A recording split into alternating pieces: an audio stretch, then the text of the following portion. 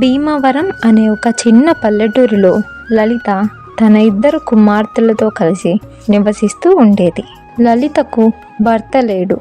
తనకున్న కొద్దిపాటి పొలంలో కూరగాయలను పండించుకుంటూ తన పిల్లలను పెంచుకుంటుంది. పెద్ద కూతురు విమల చాలా తెలివైనది. చిన్న కూతురు దివ్య కూడా తెలివైనదే, కానీ కాస్త మొండి. దివ్య, నీకు ఇష్టమైన బంగాళదుంప ఫ్రై చేస్తా, తినమ్మ తల్లి. ఏంటి, ఈ వారం కూడా చికెన్ లేదా? అయితే మన పక్కింటి శారదమ్మ కూరగాయలకు డబ్బులు లేవని ఇవ్వలేదమ్మా.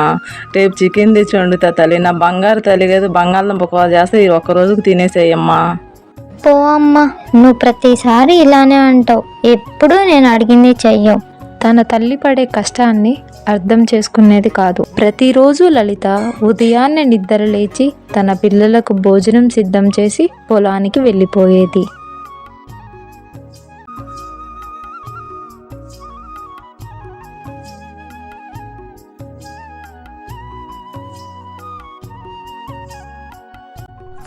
విమల మరియు దివ్య ప్రతిరోజు క్రమం తప్పకుండా బడికి వెళ్ళేవారు.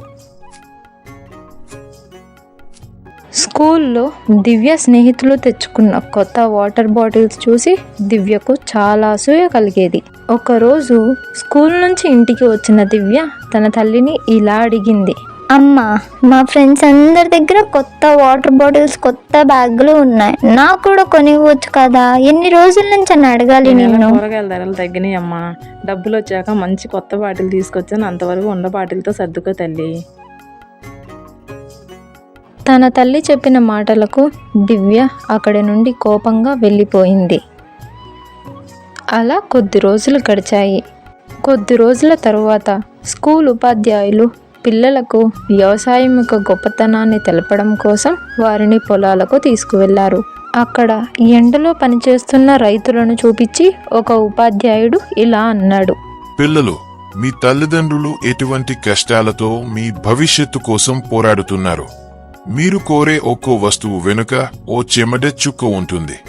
దీన్ని అర్థం చేసుకోండి. తన ఉపాధ్యాయుడు చెప్పిన మాటలు విన్న దివ్యకు తను చేసిన తప్పు గుర్తొచ్చింది. ఇంటికి వెళ్ళగానే పరుగున తన అమ్మ దగ్గరికి పరిగెత్తుకుంటూ వెళ్ళి ఇలా అంది. అమ్మా, నన్ను క్షమించమ్మా. నువ్వు నా కోసం పడే కష్టాన్ని నేను గుర్తించినందుకు. ఇకపై నేను మంచిగా ఉంటానమ్మా. నువ్వు చెప్పిందే చేస్తాను. అప్పుడు లలిత చిరునవ్వుతో ఇలా అంటుంది. అనిలమ్మ, ఇప్పటికైనా మా కష్టం అర్థం చేసుకున్నావమ్మా. అట్లానే ప్రతి ఒక్క బిడ్డ తల్లిదండ్రుల కష్టం గురించి ఆలోచించి అర్థం చేసుకుంటే బాగుంటుంది తల్లి.